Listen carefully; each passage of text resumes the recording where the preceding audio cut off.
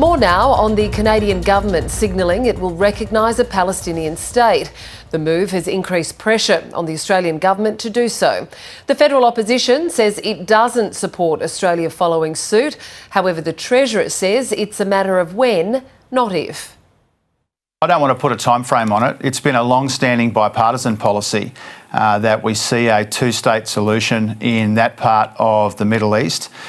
From my point of view, that progress that is being made, that momentum that we're seeing in the international community is welcome, but it's also conditional.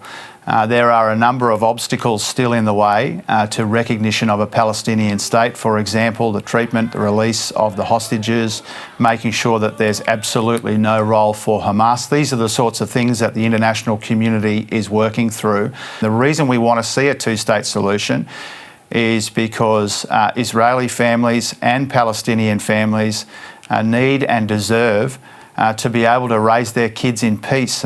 Jim Chalmers there. Well, Global Affairs Editor Laura Tingle joins me now in the studio. Laura, what's your reaction to Jim Chalmers' comments there? Are these more strident comments than we've heard previously from the government? Well, Catherine, the position of the government has actually been when, not if, for some time, as in that's what Penny Wong signalled a shift with, I think, about April last year. But the crucial thing, of course, is always context. So when the Treasurer says when, not if, at a time like this, when obviously, there's this momentum building internationally, it takes on a new significance. I want to ask you about what you make of this building momentum that we're seeing. Canada has now followed France with the UK in this plan for recognition at the UN General Assembly. Just how coordinated do you think this international approach is? I think it's really coordinated. I think it seems to have been underway since the beginning of the year, largely led by France and Saudi Arabia. The role of the Arab nations hasn't really been highlighted all that much so far, but without a doubt, a big concern has been, that everyone wanted to get some sort of resolution to stop the killing in Gaza, and hopefully some bigger picture solution, but that they've seen, and we see this in the language of the various leaders who've spoken, that the opportunities to actually have something that resembles a state are slipping away with all the actions by Israel to annex more and more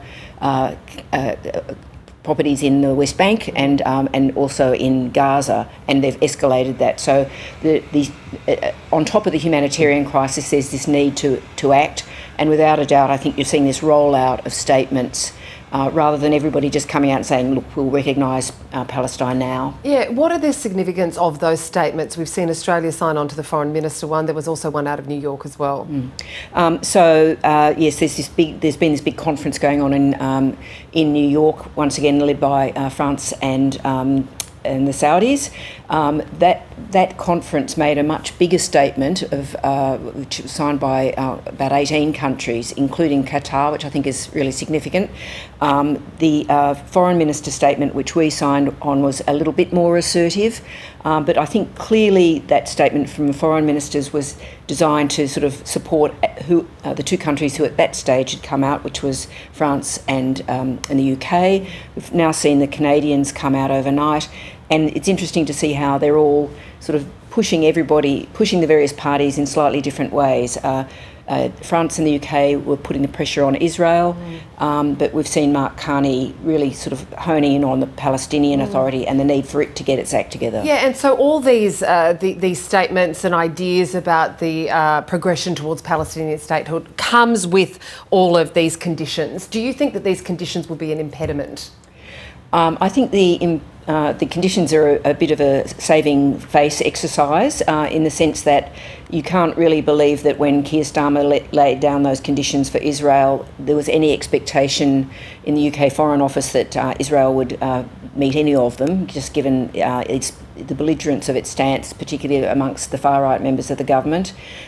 So I think that the conditions aren't really an impediment, but they are giving all the parties some room to move of their own volition if they so choose. But it's quite clear now where things are heading. And of course, the significance of what's happened now is we've now got 4 out of 5 members of the Security Council saying that they're going to back statehood. The only standout is the US. Now, which was going to be my last question to you. Yeah. Where does this leave the US? Well, it leaves it pretty isolated. Now, we know that Donald Trump doesn't have a very high opinion of the UN, but he also doesn't like images of violence, and he also wants to be seen to be leading the world, not being dragged along. So I think it's as much a pincer movement on the United States as it is on the various parties in the dispute.